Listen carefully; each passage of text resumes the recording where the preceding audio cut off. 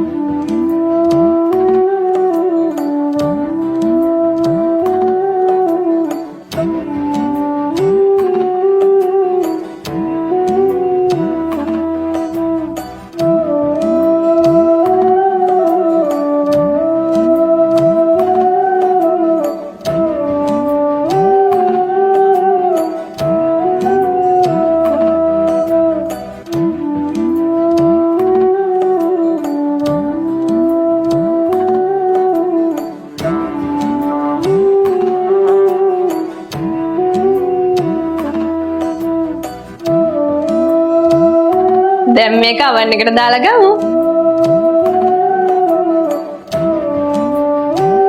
ඔන්න වැස්සේ චාවි හදලා මිනි පීසා.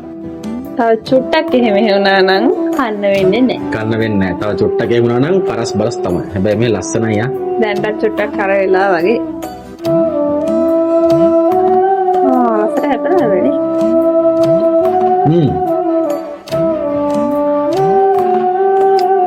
පොඩ්ඩක් කල මේ හැබැයි ෆස්ට් ටයිම් අපි මේ මවන්න එක හදුවේ නේ.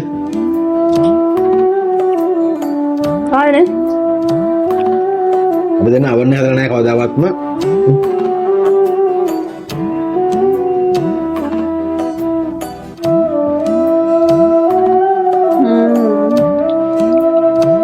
අවුලන්නේ. මම දන්නවා ඊළඟ පාර හදන්න පුළුවන් හොඳටම.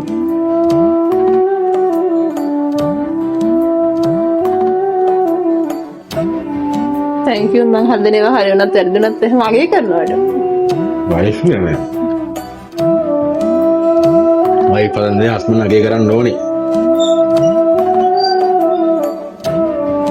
ඔය හොමයි වැස්සට ගන්න පොඩි ස්නැක්ස් එකක් හදාගත්තා තාම කටේ. happy එහෙනම් ඉතින් අපි දැන් මේක කනවා. ඔයාලා හැමෝටම මොකද කියන්නේ? හැමෝම පරිස්සමින් ඉන්න. මේ දවස්වල වැස්සෙන් කාටවත් කරදරයක් දෙන්න එපා කියලා ප්‍රාර්ථනා කරනවා. එහෙනම් bye. bye.